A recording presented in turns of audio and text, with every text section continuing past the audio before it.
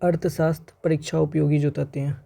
अर्थशास्त्र की परिभाषा अलग अलग लोगों ने अलग अलग दी थी। जैसे रॉबिन्स ने कहा कि ये जो है लक्ष्यों तथा वैकल्पिक उपयोगों वाले सीमित साधनों के परस्पर संबंधों के रूप में मानव व्यवहार का अध्ययन है। मार्क्स ने बोला कि मानव समाज की प्रकृति का ये खोज है अर्थशास्त्र। बेनहम ने क्या कहा था कि रोजगार और जीवन स्तर को प्रभावित करता है अर्थशास्त्र।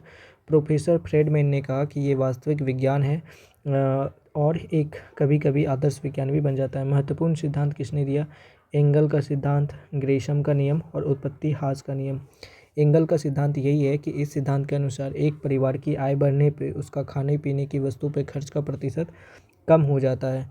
ग्रेशम का नियम है कि यदि किसी देश में घटिया और बढ़िया दो प्रकार की मुद्राएं एक साथ चलन में हो तो घटिया मुद्रा बढ़िया मुद्राओं के चलन को बाहर कर देती है।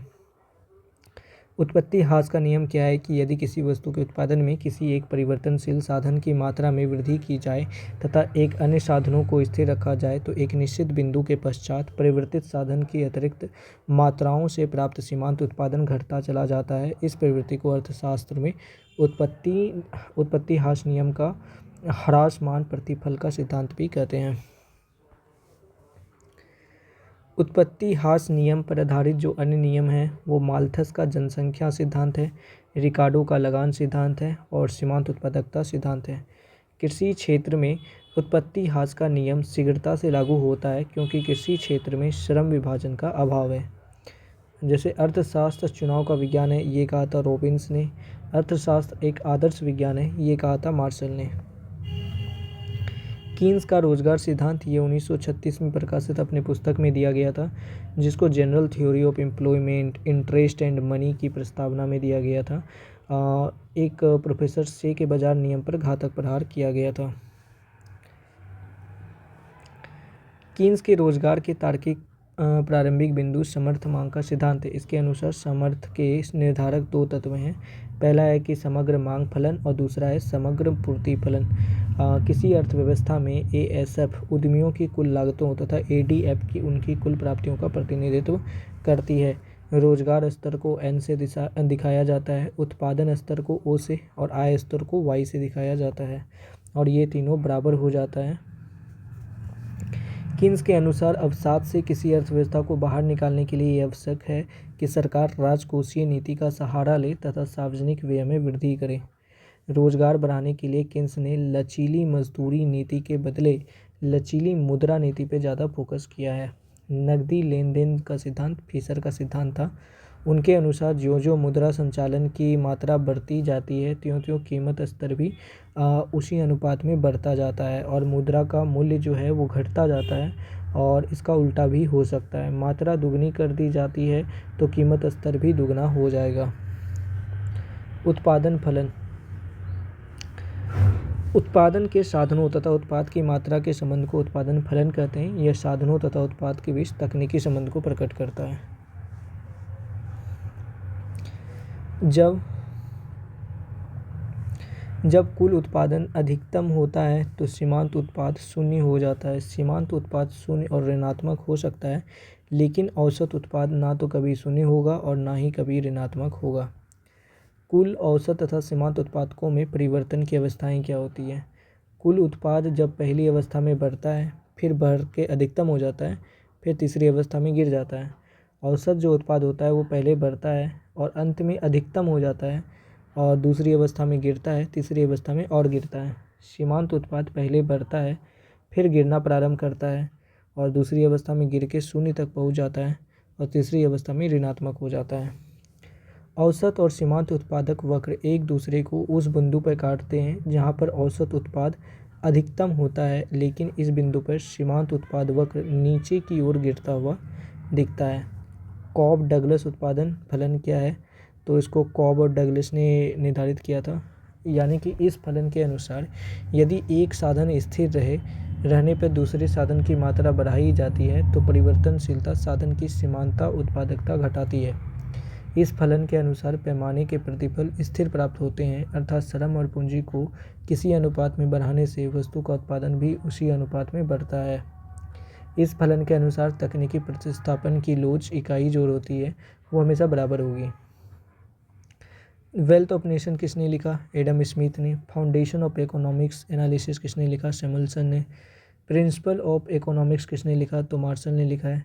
Nature and significance of economic science किसने लिखा है? तो रॉबिन्स ने लिखा है। दास कैपिटल किसने लिखा? कार्ल मार्क्स ने। The theory and employment interest and money किसने लिखा? तो जे.एम. केन्स ने लिखा था। दूसरा है कि general theory of employment interest and money Keynes ने लिखा है। और how to pay for war भी केन्स ने लिखा है। मांग, अब हम पढ़ने वाले हैं मांग के बारे में। तो मूल्य बढ़ने से मांग घटती है, मूल्य घटने से मांग बढ़ती है। गफिन वस्तुओं में मांग का नियम लागू नहीं होता है। गफिन वस्तुएं क्या हैं? तो गफिन वस्तुएं वैसी निम्न कोटि की वस्तुएं होती है जो मूल्य में वृद्धि होने पर गिफिन वस्तुओं की मांग बढ़ जाती है तथा मूल्य में कमी होने पर इसकी मांग कम हो जाती है। मांग की लोच क्या है कि मांग में क्या आनुपातिक परिवर्तन हुआ है और मूल्य में क्या आनुपातिक परिवर्तन हुआ है, इससे मांग की लोच पता चल जाता है। आवश्यक जो वस्तु होती है उसकी मांग बेलोचदार होती है। आरामदायक वस्तुओं की मांग लोचदार होती है और विलासिता संबंधी वस्तु की मांग बहुत ही ज़्यादा अधिक लोचदार होती है। यानी कि जब किसी वस्तु को स्थानापन्न उत्पन्न होते हैं तो उसकी मांग लोचदार होती है। यानी कि किसी वस्तु को कोई स्थानापन्न उत्पन्न हो गया तो वो लोचदार होगा। वस्तु के अगर वैकल्पिक प्रयोग संभव है तो उसकी मांग लोचदार होगी। पूरक वस्तुएं जो होती हैं वो बेलोचदार होती हैं। यदि समाज में धन का असमान वितरण है तो लोच जो है बेलोच होती है, जबकि धन का समान वितरण है तो अत्यधिक लोचदार होगा ही होगा। मार्शल के अनुसार मांग की लोच का समय तत्व भी प्रभावित करती है। कीमत की मांग पर होने वाली प्रतिक्रिया की अवधि जितनी कम होगी मांग की लोच उतनी ही अधिक बेलोच होगी, और इसके विपरीत समय की अवधि जितनी अधिक होगी मांग की लोच है उतनी ही ज़्यादा अधिक होगी। जिन वस्तुओं पर व्यय किया जाने वाला प्रतिशत बहुत अधिक होता है उसकी मांग लोचदार होती है, और जिन आय का बहुत थोड़ा भाग व्यय किया जाता है उनकी मांग बेलोचदार होती है। मुद्रा के मूल्य में परिवर्तन कई कारणों से होती है। पहला है इन्फ्लेशन, डिफ्लेशन और रिफ्लेशन, और मुद्रा अपस्फीति यानी कि डिसइन्फ्लेशन। तो मुद्रास्फीति, अविस्फीति या मुद्रा संकुचन, मुद्रा संस्फीति और मुद्रा अपस्फीति। भारत में मुद्रास्फीति थोक मूल्य सूचकांक के आधार पर किया जाता है और उपभोक्ता मूल्य सूचकांक संयुक्त CPIC पर आधारित होते हैं। किन्स के अनुसार वास्तविक मुद्रास्फीति पूर्ण रोजगार बिंदु के बाद ही आती है, और इसको पूर्ण रोजगार बिंदु से पूर्व जो उत्पन्न होने वाली होती है उसको कहते हैं स्फीति, आंशिक स्फीति, जो प्रेरणात्मक होती है। मुद्रास्फीति से अभिप्राय क्या है कि कीमतों के क्रम से है, ना कि बढ़ी हुई कीमतों से है। तो बढ़ती हुई कीमत को बताते हैं मुद्रास्फीति, ना कि बढ़ी हुई कीमत को। अत्यधिक मुद्रा का निर्गमन कर दिया जाता है तो उसको चलन स्फीति कहते हैं। कुछ शाक स्फीति भी होता है, कुछ मांग प्रेरित स्फीति भी होती है और कुछ लागत प्रेरित स्फीति होती है। शाक स्फीति यानी कि बहुत ही ज़्यादा पैसा उधार दे दिया। मांग प्रेरित यानी कि किसी भी चीज़ का तेज़ी से मांग बढ़ रहा है तो इसके कारण मुद्रा की सक्रियता बढ़ रही है। लागत प्रेरित यानी कि किसी चीज़ को बनाने में ज़्यादा पैसा खर्च हो गया तो लागत प्रेरित स्फीति।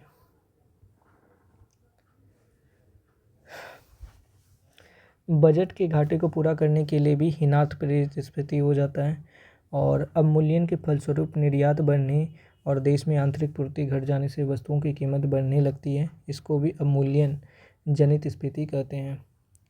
मुद्रास्फीति का प्रभाव क्या होता है? तो उत्पादक वर्ग को लाभ होता है, ऋणी को लाभ होता है लेकिन ऋणदाता को हानि होती है। निश्चित आय वाले लोग को हानि होती है जबकि जिसकी परावर्तित आय है उसको लाभ होता है। आर्थिक विषमताएं बढ़ जाती है, धनी वर्ग और भी धनी हो जाता है, निर्धन वर्ग और भी निर्धन हो जाता है।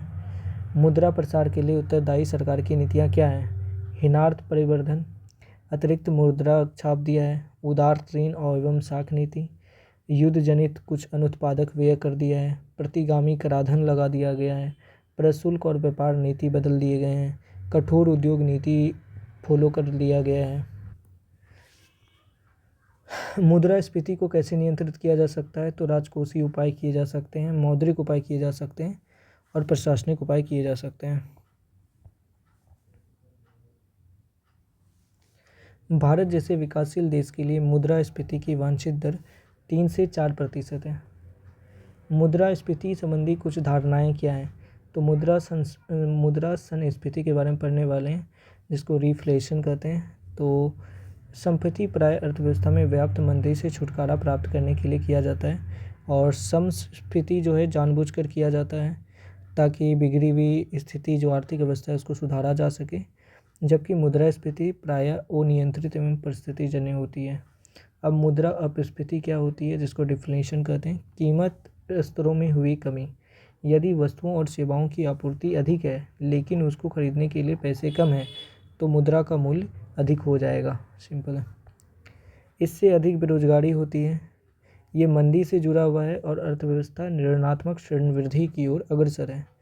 और उसको नियंत्रित करने के लिए क्या किया जा सकता है? सरकार ज़्यादा से ज़्यादा पैसा खर्च करेगी, बैंक दर रेपो दर को घटा देगी, अधिक मुद्रा छापेगी और मांग बढ़ाने के लिए करों में कमी लाएगा।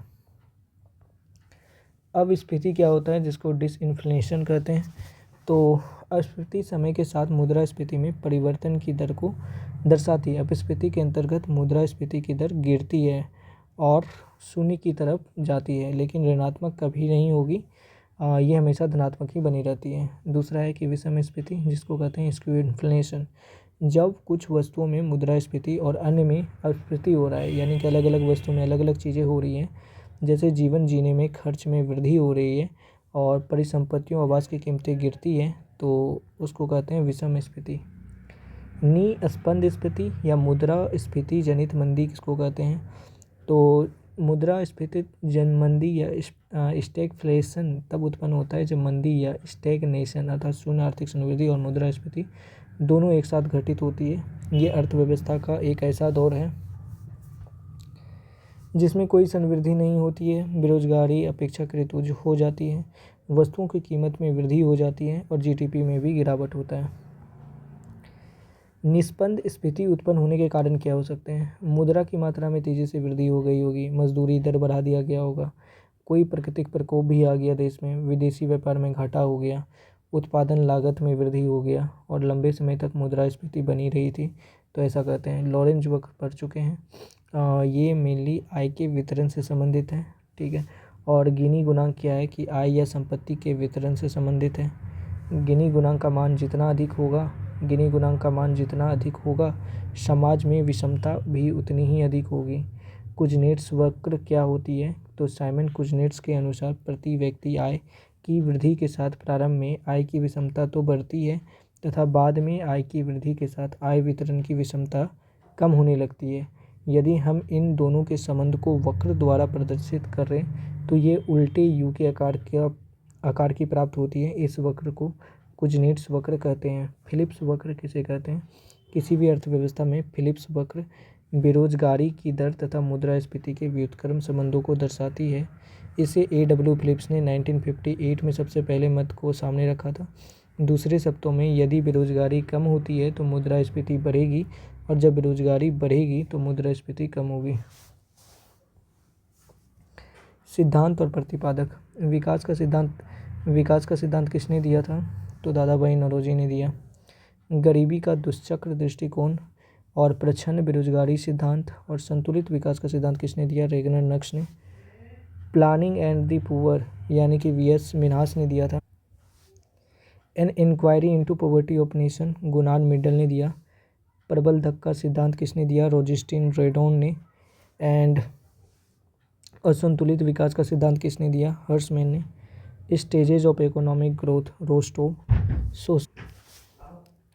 Social welfare and quality choice A.K. Sen. भुगतान सामर्थ्य दृष्टिकोण एडम स्मिथ। इष्टतम करारोपण का सिद्धांत आर्थर लैफर।